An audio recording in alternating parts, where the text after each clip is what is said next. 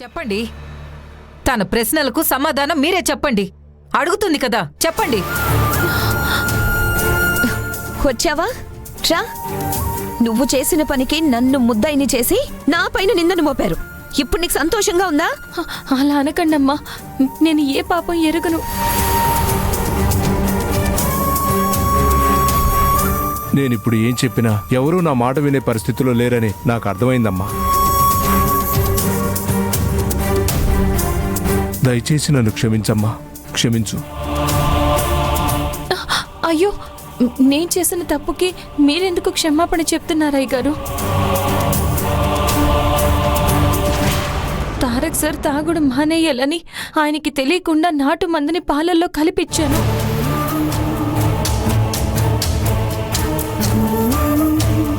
ఆ నాటు మందు వల్ల ఇంత పెద్ద సమస్య వస్తుందని తెలుసుంటే అసలు ఆ మందే ఇచ్చేదాన్ని కాదు. దయచేసి మీరందరూ పెద్ద మనసు చేసుకుని నన్ను క్షమించండి. ఇందులో నీ తప్పేమీ లేదమ్మా. అయినా నాటు మందు తాగడం వల్ల ఎలాంటి ప్రమాదం జరగలేదని డాక్టర్ చెప్పాడు కదమ్మా. విన్నావా అమ్మా? తప్పు చేసిన మనిషే నేను తప్పు చేశాను అని చెప్తున్నా నమ్మడం లేదు, కానీ మా మీద మాత్రం నిందలు వేస్తున్నారు. నేను చేసిన తప్పుకి మీరే శిక్ష అయినా విధించండి అమ్మా, సంతోషంగా స్వీకరిస్తాను.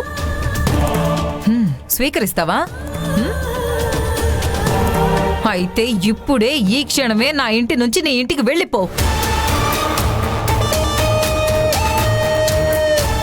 అక్క, తను వెళ్ళిపోయిందో సమస్య మళ్ళీ మొదటికొస్తుందక్క. ఏదో ఒకటి చెయ్యక్క. నువ్వు ఎక్కడికి వెళ్లాల్సిన అవసరం లేదు. నువ్వు పుట్టింటి నుంచి మెట్టినింటికి వచ్చావు కాబట్టి నువ్వు ఇక్కడ సంతోషంగా ఉండు. మేమే ఎక్కడికైనా వెళ్ళి బ్రతుకుతాం. అయ్యో, మళ్ళీ మొదటికి వచ్చిందే. నోర్మేయండి. జీతానికనొచ్చి జీవితాల్ని నాశనం చేసే వాళ్ళ గురించి నువ్వెందుకు ఇల్లు వదిలిపెట్టి వెళ్ళిపోవాలి? ఒకవేళ మీ నాన్న నిన్నేమైనా అంటే నువ్వెవరికే చెప్పాలి? ఎవరికే చెప్పాలి? నిన్ను కన్నదాన్ని, కడుపును మోసిన దాన్ని నేనంటూ ఒకదాన్ని ఉన్నాను కదా. నా దగ్గరికి రావాలి, వచ్చి జరిగింది ఇది అమ్మా అని చెప్పాలి కదా. అలా చెప్పడం మానేసి ఈ ఇంటి నుంచి వెళతాను అని చెప్పడానికి సిగ్గుగా లేదు?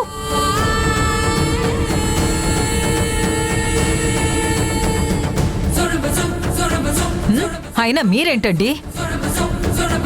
కన్న బిడ్డ కంటే కూలి మనిషి ఎక్కువైందా? తన నోటితో తనే చెప్పింది కదా, ఏ శిక్ష వేసినా స్వీకరిస్తాను అని. స్వీకరించమనండి.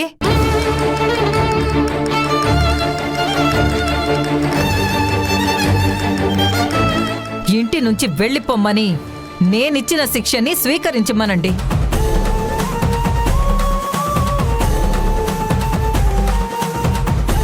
నువ్వు అటు తిరిగి ఇటు తిరిగి ఇక్కడికే వస్తావని నాకు తెలుసు. ఎవ్వరూ ఎక్కడికి వెళ్లాల్సిన అవసరం లేదు. అందరూ ఇంట్లోకి వెళ్ళండి.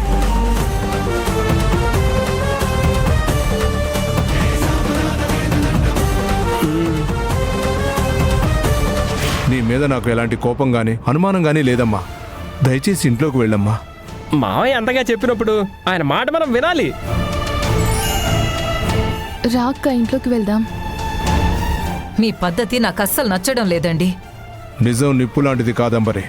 ఎంత దాచాలనుకున్నా దాగదు, తెలిసే తీరుతుంది. అప్పటిదాకా కాస్త ప్రశాంతంగా ఉంటాం.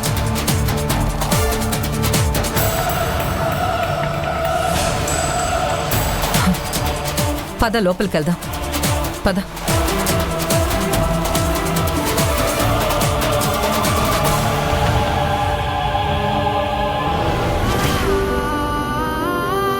నువ్వు లోపలికి వెళ్ళావు.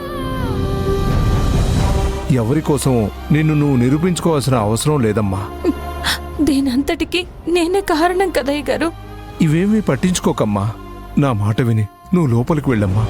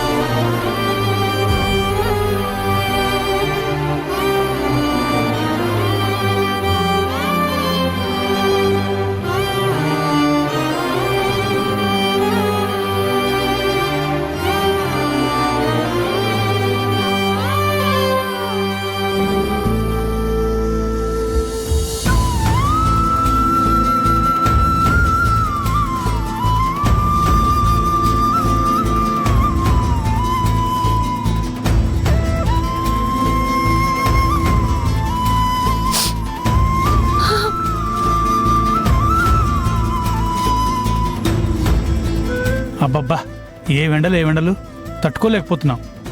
ముందు నీళ్లు తాగాలి, లేకపోతే గొంతెండి చచ్చేలా ఉన్నాం.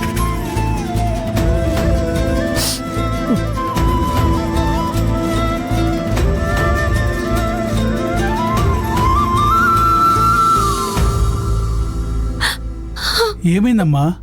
ఎందుకు ఏడుస్తున్నావు? చెప్పమ్మా. ఏం లేదన్నయ్యా.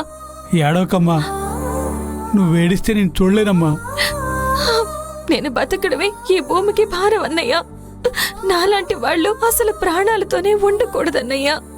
అంత మాటనకమ్మా. అసలు ఎవరేమన్నారో చెప్పమ్మా.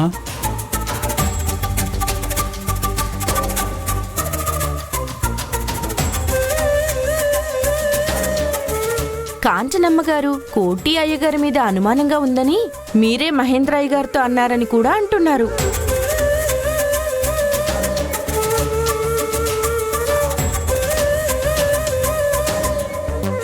నువ్వు పుట్టింటి నుంచి మెట్టినింటికి వచ్చావు కాబట్టి నువ్వు ఇక్కడ సంతోషంగా ఉండు.